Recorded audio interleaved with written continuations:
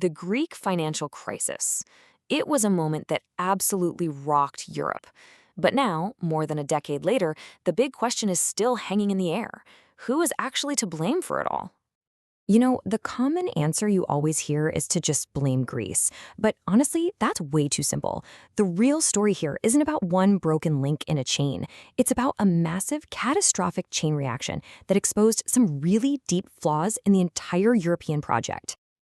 The truth is, we're talking about a story where multiple forces just collided to create a perfect storm. So we're not looking for a single villain. We're looking at a combination of factors that basically fed off each other, turning what started as a national problem into a full-blown continental crisis.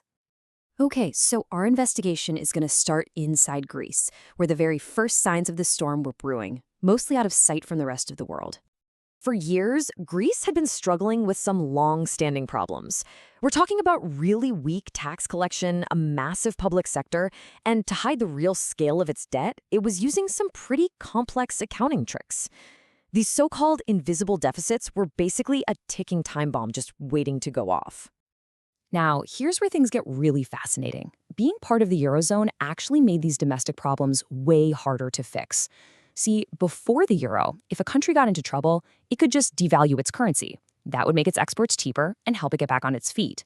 But once it was locked into the euro, Greece lost that escape hatch, which made it completely reliant on outside help. But look, Greece's internal issues were only part of the story. The next piece of this whole puzzle is a fundamental design flaw that was baked into the euro from the very beginning. And this slide just lays it out perfectly. The Eurozone created a monetary union, so one currency, one central bank, but it never created a real fiscal union. There was no shared treasury, no common budget to help out a member country if it got into trouble. It was kind of like having one gas pedal for 20 different cars, but every car had its own separate engine and no way to share fuel. So what happened was the euro's very design ended up amplifying the crisis instead of containing it. Without a shared system to absorb the shock, a fire in one country's house threatened to burn down the entire neighborhood. Okay, next up, we have to talk about the role of the international financial markets.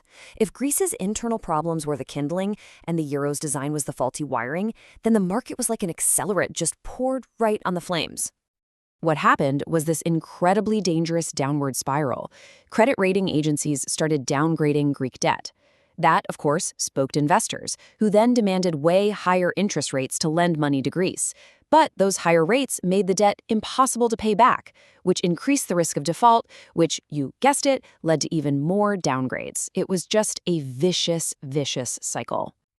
And it wasn't just the rating agencies. For years, big European banks had been buying up huge amounts of Greek debt.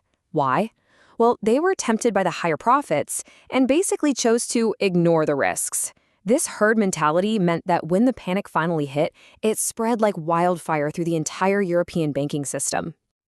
So with the crisis just spiraling out of control, Europe's leaders faced a critical choice. Were they going to offer support, or were they going to choose punishment? Their decision would have some profound and really long-lasting consequences. The path they chose was austerity. What this means is, in exchange for bailout loans, Greece was forced to implement these drastic spending cuts and tax hikes. The idea, which was pushed by countries like Germany, was to enforce fiscal discipline. But here's the thing. Instead of fixing the problem, these policies drove the Greek economy into a deep, deep depression. I mean, the data here tells the whole story. Unemployment skyrocketed, the economy just collapsed, and ironically, the country's debt burden actually got worse. The medicine, it turned out, was killing the patient. The panic in the markets only really started to die down in 2012. That's when the head of the European Central Bank, Mario Draghi, finally stepped up and made this decisive statement. It was a promise that the ECB would step in, and that finally calmed investors down. But that was years after the crisis began. That crucial delay allowed a financial shock to fester and morph into this huge, long-term political conflict. It created these deep divides and a sense of distrust between countries that, honestly, still lingers to this day. So, after digging through all the evidence, from inside Greece, within the euro's own architecture, in the markets, and in the political halls of Brussels, we can finally go back to our original question. And the answer, as we've seen, isn't a single person or a single country. It is just not that simple.